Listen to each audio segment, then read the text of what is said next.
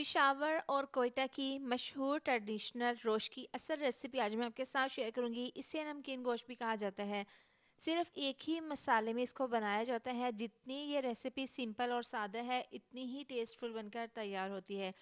तो इसके लिए मैंने मटन लिया है 3 किलो, और यहाँ पर देखें बड़े साइज़ के पीसीज हैं। और इन पीसीस के ऊपर चर्बी भी लगी हुई है, क्योंकि ये रेसिपी का जो असल फ्लेवर आता है वो चर्बी से ही आता है। तो आधा किलो मैंने इसमें चर्बी का भी इस्तेमाल किया है। इसमें ऑयल या घी का इस्तेमाल नहीं किया जाता। इसके लिए मैंने मिट्टी की हांडी ली है। इसमें सबसे पहले हम डाल देंगे चर्बी। इसके बाद इसमें तमाम मटन के पीसेस डाल देंगे। इस रेसिपी की सबसे मज़े की बात यह है कि इसमें बिल्कुल भी मेहनत नहीं है और सिर्फ एक ही मसाले से इसको बनाया जाता है। तो यहाँ पर तकरीबन 10 अदद साबुत काली मिर्ची हैं, ये डाल देंगे। जायके के हिसाब से मैंने यहाँ पर 1.5 चम्मच डाला है नमक। इस तरह से डालने के बाद इसमें 1 गिलास डाल देंगे पानी। पानी इसमें बिल्कुल भी नहीं डाला जाता, लेकिन इसलिए मैं इसके अंदर डाल रही हूँ पानी, क्योंकि गोश्त के ये काफ़ी बड़े पीसीज हैं, तो 1 गिलास इसमें लाजमी डाला जाएगा। अब इसमें साबुत लहसुन 2 डाल देंगे।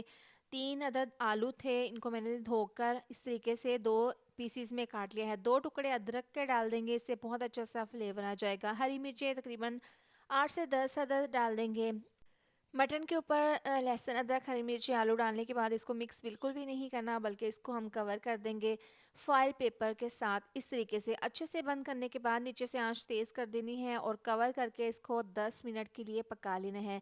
10 मिनट के बाद आपने नीचे से आंच बिल्कुल स्लो कर देनी है और इसको स्टीम में भाप में 2.5 से 3 घंटे के लिए हमने पका लेना है। इस बात का ध्यान रखना है आपने कि इसको बिल्कुल दम वाली आंच पर पकाना है।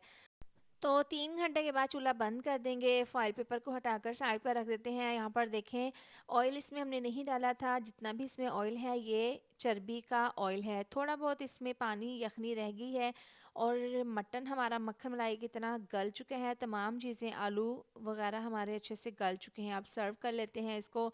देखें, बहुत ही ज़्यादा मज़ेदार जायके से भरपूर कोयटा का मशहूर ये रोश तैयार है।